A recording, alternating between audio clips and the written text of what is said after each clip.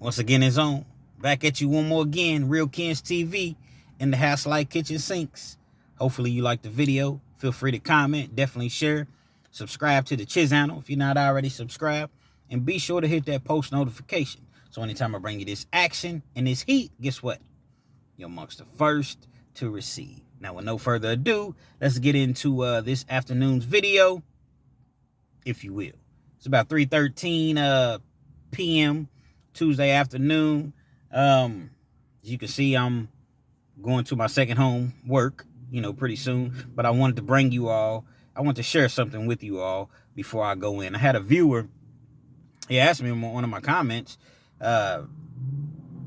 basically he asked me to make a video about myself, tell us a little bit about yourself, And while I have made videos in regards to myself and my cases, I say sure, because there's nothing to hide, So this particular story that I'm bringing about myself, it was about 2000 and, wow, I don't even remember the year. That's pitiful. It's pitiful because all the times, my prior way of living, if you will, I've been caught up several different times. Well, I want to say it was 2005, maybe 2006, somewhere right around in that range. It was a particular situation in which what we were doing at the time, we were counterfeiting checks at this particular time. Now, when you say counterfeiting checks, a lot of times people will say, oh, well, was you out there cashing checks? No, I was never out there cashing checks, never. But what I did do at this particular time, which I've already been charged and convicted and served my time for, I knew how to manufacture actual payroll checks. So I could make a payroll check and it would look very, very similar. Actually, it would look just like a real check. I had the real numbers, real account numbers, real routing numbers. I'd have the check numbers in sequence.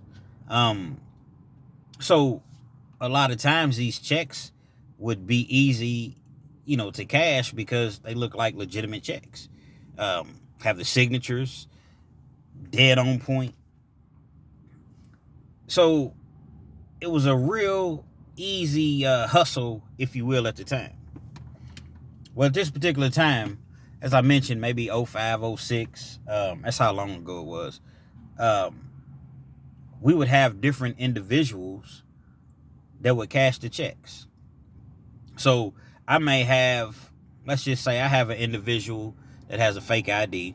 We knew how to, get fake IDs as well. So let's just say you had a fake identification card, fake driver's license, or whatever. I'm going to give you 5 checks. Okay, you cash all these checks, and it will be a relatively small amount, $3,800, something like that, to where it's not going to really raise too much awareness. So this individual may cash 5 different checks for $3,800. Every check that this individual cashed, they would get a fourth. So if it was $3,800, it would be close to $1,000. What's that, $950? So, and it will be done in a short, frame of time. Now, when I say a short frame of time, meaning, okay, you got 5 checks, we're going to go to this bank, this bank, this bank, this bank, and this bank. So within an hour, hour and a half, boom, it's done. You got almost $1,000 in your pocket. The individual that takes you, they would get a cut. They would get 25%, and then the rest would come back to me. So this was a hustle that we had going on or whatever, and it was designed for the person to never see me. You see what I'm saying? Because I already knew that my name and my face was already hot downtown with the police. Like, that was my MO. They already knew who I was. So, individual, this particular time, she's calling. But she's calling my cousin. I'm talking about she's blowing his phone up. She's blowing his phone up.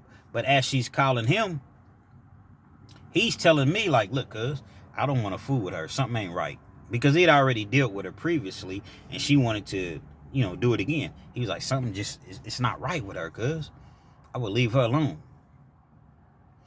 So I left her alone, and the phone that she was actually calling, we had like a little burner phone. So I had the burner phone. So she's calling, but she's calling for my cousin. She wants him to essentially pick her up, bring her some more checks, and they can go put in some more work, make some money. And she was like, it's Christmas time.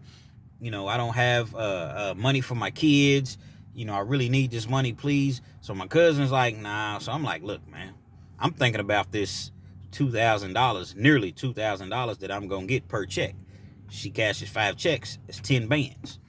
So, and I'm like, man, it's so quick. Like 2 hours, we done.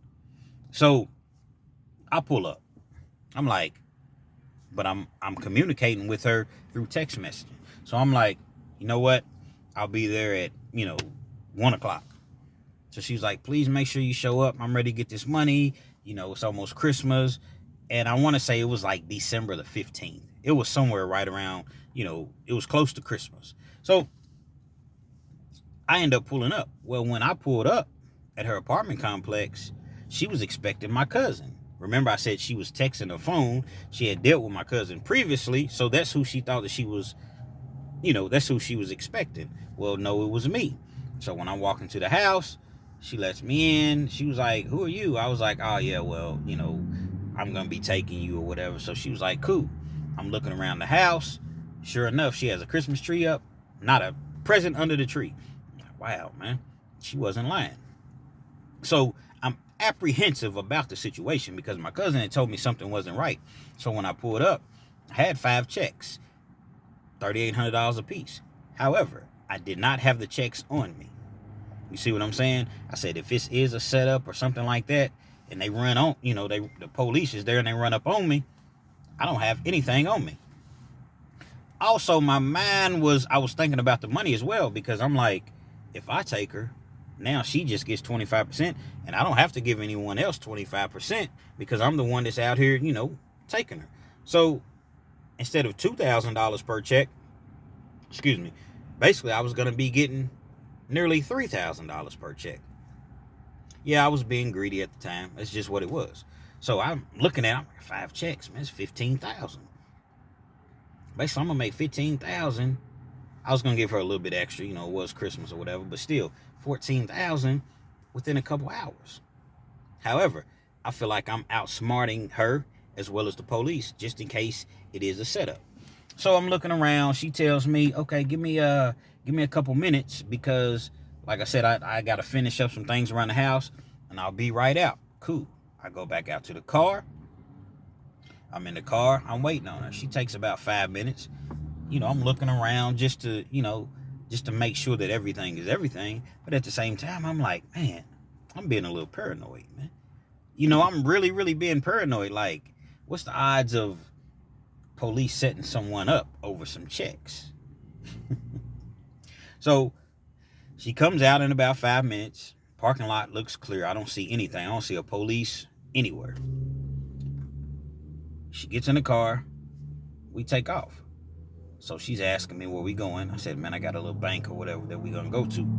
Now, as we're driving, her phone rings. No joke. Her phone rings. As the phone rings, I hear somebody on the other line, but I can't make out what they're saying, but I could clearly tell that someone was talking to her. And she's just sitting there. And she ends up hanging up the phone. She was like, I hate when people call and play on the phone. That was the first thing that really, really caught my eye, that grabbed my attention. Because I knew that I just heard someone speaking on the phone. But I'm like, man, maybe I'm just paranoid, So we continue to ride. I ride around for about 5 minutes. Just to make sure that no one's following us or anything like that. So we pull up to had the check stashed or what have you, at a gas station. And again, I remind you, I've already been convicted of this. I've already did my time. I've already been, this is just something that actually happened several years ago. At any rate, we pull up at the gas station. I tell her I have the music up.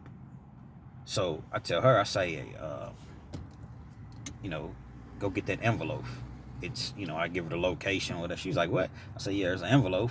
You go over there, pick up the envelope, come back to the car. She goes, comes back to the car with the envelope, and boom, she has the 5 checks. Now the 5 checks are already signed, everything. We had a thing that where we put over her finger, so her thumb rather. So if they asked for a thumbprint rather, it would distort it and they wouldn't be able to pick up on her real thumbprint.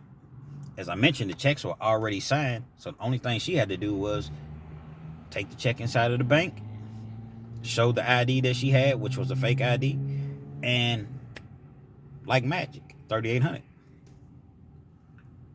So now we're riding, and for some reason I had to stop at the dollar store. So when I pull up to the dollar store, I noticed there's a couple cars around me. Like I noticed there's this tan car that was kind of parked a few parking spaces over. So I'm looking and I'm like, nah, I'm tripping. So I go into the dollar store, I get what I needed to get. I come back out. When I come back out, I see her talking to someone in this tan car. So now my mind is really, really like, what is going on? Why is she talking to somebody in the car or whatever? Going to the store. Well, I come back out from the dollar store because I see her like as I'm in line. You know how you're waiting in line at a store and you kind of looking outside, glancing around. Well, I see her and I see her talking to somebody that's in this car. But she remained in the car. He remained in the car. I come out. We're not too far from the bank at that point. So we get in the car. I drive around a little bit longer, maybe another 5 minutes. Then I say, forget it. We pull up to the bank. When we pull up to the bank, I don't pull up into the bank parking lot. I park across the street. It's like a shopping center that was across the street. So she takes one of the checks out of the envelope. She walks into the bank. When she does that, I immediately pull off. There was some apartment complexes that were like behind the bank. It was probably, apartment complexes were probably, I don't know, a couple 100 feet behind the bank. I go behind the apartment complex and I pull around the back of the apartment complex. I have an envelope in which the checks were in. It was 4 checks remaining, $3,800 a piece. I take the envelope and I had it because my train of thought was I didn't want to have anything on me whatsoever. Nothing. I had the envelopes. I come back around the other side of the parking lot, go back to the shopping center where I was parked at, waiting for her. It's like 5 minutes. I'm waiting. No big deal. 5 minutes, it's not uncommon. 10 minutes. Now I'm starting to wonder, like, man, she's been in there for like 10 minutes. I wonder what's going on. I'm on the phone with my partner. I'm telling him, I'm like, yeah, man, I'm waiting on, old girl to come out of the bank. I don't remember her name. I'm waiting on old girl to come out of the bank, man, but it's been like 10 minutes. I wonder what's going on. I'm looking around. I'm noticing I'm peeping my entire surroundings, my environment. I look around. I see a police car, an unmarked car. He's like turning the corner, coming towards me, or coming towards the bank rather. But this was several 100 feet away. It was like in a distance. So I'm still not thinking anything. I'm waiting. The whole time I'm on the phone with my partner. It's like 15 minutes now. I'm like, something ain't right, man. Ain't no way it's gonna take this long. Something is not right. So I'm sitting there, I'm waiting. I'm contemplating. I'm like, man, I don't want to just take off. You see what I'm saying? I don't want to just take off. But she don't exactly know where I'm parked at. So I'm able to see her walking to the bank. I'm able to see the bank. I don't see any police officers. I don't see any police cars. I don't see anything. So I'm like, okay, maybe it's just, they're having to verify the check or whatever. Everything on the check is correct. See what I'm saying? The check numbers in sequence, routing number, count number, everything's legitimate. Signature's dead on point as the signature that was on the original check. So, like, man. And next thing you know, 2 cars just out of the blue, out of nowhere. They block me in. They come from different directions. So I'm parked in the car. One comes from the left side, which will be my driver's side, the driver's side rather. One comes from the right side, passenger side. They block me in. I'm like, oh shit, not today. Put the car, I was driving a stick shift. Put the car in reverse, try to back out. 2 cars block me in the back. Pause. Double pause. So now there's nowhere that I can possibly go. These fools get out of the car with their guns drawn. Literally, their guns drawn like they making a hell of a, a hell of a bust or something. I get out of the car. I got my hands up. I say the infamous, "What's the problem, officers?" I'm cocky. I know I don't have anything on me. They come and cuff me. The detective, I had never even seen this detective before, but obviously he knew who I was. He cuffed me, kind of threw me up against the car like on TV. You know how they rough you up a little bit. Law and order, put your hands behind your back, throw you up against the car. He was doing that. All this necessary, officer. So, where's the checks at? What checks? Where the checks at? We know that you have the checks. Man, I don't know what you're talking about, man. So, I see the girl. She's coming out of the bank. She gets into the unmarked car, and they're just sitting there. So I'm like, wow, this was a setup. I knew I wasn't tripping, but I'm not really worried. I don't have nothing on me. They search me. They don't find anything. They put me in the back of the police cruiser, take me around the corner. We're just sitting there in an empty parking lot. 2 officers. What is this about? Why do y'all have me detained? Why y'all have me? We'll tell you in a little bit. We'll tell you in a while. Sitting there, 15, 20 minutes. They bring me back to the scene. They ask me, where the checks at? What are you talking about? I don't know anything about any checks. They searched the whole car. They're tearing my car up. They're tearing the car up. They can't find anything. They're pissed. They're heated. We know that you had some checks. She said that, it was 4 checks in the car. Who is she and what are you all talking about? I have no clue what you're talking about. Next thing I know, I see the officers. They're walking around. Actually, they jump in their cruisers. They go to the apartment complex where I had originally went at after I dropped her off. They're canvassing the area. They're searching for these checks. In my mind, I'm like, oh my God, I hope they don't find these checks. You know what I mean? Because I hid them, but I didn't really hide them in a place to where it would be difficult to find. I just didn't want them on me.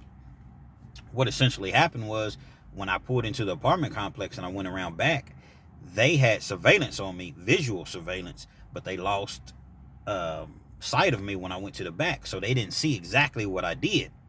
So they were looking around. I guess they go back to the car. They're verifying with her. She's like, yes, it was 5 checks. She definitely had them. He definitely, they were definitely in his car, rather. I left them in the car. Go back, search the car some more. They can't find these checks nowhere. Next thing I know, they take me to the jail. So I'm like, man, why am I here? Actually, no, let me take that back. Rewind. They didn't take me to the jail. They took me way far out. So I'm thinking about some TV stuff like, damn, man, y'all take me out here and kill me? Beat me up or something? I never been out this way. The police department is downtown. They take me way, way out. When I walk inside, I don't even know where I'm going. I quickly realized that they had me in the office of the Secret Service. Oh my God, Secret Service? Y'all getting ready to try to charge me, a federal case? Take me upstairs. I'm in a room, interrogation room. They come in. Would you like some coffee? I had a UK, University of Kentucky hoodie on. You like the Wildcats? Good cop, bad cop. So they do those things, and I'm just sitting there. Officers asking me questions. I don't know what you're talking about, officer. I have no clue what you're talking about. They continue to try to, interrogate me. I'm not budging. I'm not giving them anything. I'm not even answering any questions other than, I don't know what you're talking about. Next thing I know, officer comes in. He's pissed. He's heated. He comes in with the 4 checks. He's like, you don't know what we're talking about, huh? Well, how you explain this? And slams the checks down on the table. How you explain this, huh? How you explain this? My man, what are you talking about? I've never seen those a day in my life. Oh, you never seen these before, huh?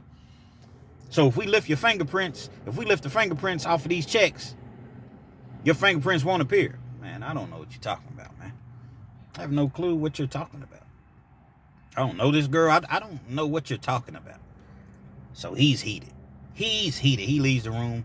Then he storms back in about 5 minutes later. He's like, and since you want to be such a smart wise guy, he said something crazy, that cop language that they use. Since you want to be such a wise guy, I just want to let you know that this is your handwriting on the check, and you're going to go down just for the simple fact that this is your handwriting. So I looked at him and smiled again. If that's my handwriting, there's definitely a trick to it. I for sure didn't put my handwriting on anything, and my fingerprints weren't on anything. So I knew that he was lying. I knew that he was bluffing. I'm thinking that I still have a chance to walk out because you didn't find these checks on me. After all, possession is 9/10 of the law. You didn't find these checks on me. You found these checks way back here. You didn't see me put these checks back here, allegedly, at the time. So you can't say that these are my checks. I don't know what you all are talking about. One thing that I've always kept it real with you all about is being in a Commonwealth state. Being in a Commonwealth state, they kind of make up laws and rules as they go. So they don't necessarily have to see me do anything. The girl said that I had the checks. They didn't find the checks on me, but she said that the checks were left in my car. She was a confidential informant, but she wasn't an actual confidential informant. She was just a person that was trying to work her way out of getting a lot of time for the previous checks that she had cashed. So they charged me anyway. 5 counts. My bond's $3,000 per check, $15,000 bond. In Kentucky, you don't automatically get a 10% reduction. Your bond is what your bond is. You see what I'm saying? So you got a $5,000 bond. Your bond is $5,000. Now the judge may be able to come in, the judge can come in at a later date and reduce it to 10% or lower. But it's up to the judge, depending on your criminal history, what the prosecution says, their recommendations, things of that nature. Take me to jail. And, I sit in jail for 7-8 months. I literally sit in jail for like 7 or 8 months because my bond ended up going up because they had what's called a superseding indictment. It's a direct indictment, basically.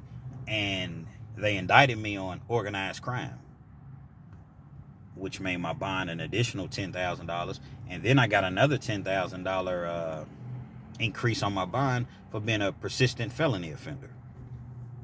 So I'm sitting in jail with a high bond. It's 14 people on my indictment. I don't know any of these. Well, I'm not going to say I don't know any of them, but out of the 14 people, I may have known 3 or 4 of them. The rest of the people that had cash checks, but I had never seen them, I never knew them. They were all in court pointing the finger at me, said, yeah, he was the one that gave me the checks. And, and this is the thing. People don't take accountability for their own actions. So they were saying things like, yeah, I cashed the check and he only gave me $100. He gave me $200. Just lying, just blatantly making up stuff. What they're not telling is how they was blowing up my phone, which was the burner phone, begging for someone to come and get them so that they could make some money. Now, we were all wrong. Don't get me wrong. I'm not sitting here acting as though I wasn't wrong. I was wrong, but they were wrong just as well. But once it got down to, court and what have you, they try to make me seem like I was a monster. Like, he took all the money and he just gave me $200. I didn't even know I was doing anything wrong. He said that he had a business and he needed somebody to cash some checks, and blatantly lying. If that was the case, why would you use a fake ID then? If it was legitimate, why wouldn't you just use your own ID? But of course, the detectives, they bite. See, on an organized crime charge, it's like a RICO charge. But a RICO charge, in most cases, is a state or a federal charge. It's a crime in cahoots. 5 or more people on a state level in Kentucky, whenever 5 or more people get together and do crime on a continuous basis, it's called a continual criminal enterprise. Well, my lawyer was obviously fighting that, like as though we were all sitting down at a round table and, okay, you do this, you do that, this is your position, this is your pay. No, these were just individual crimes that had taken place over the course of a year.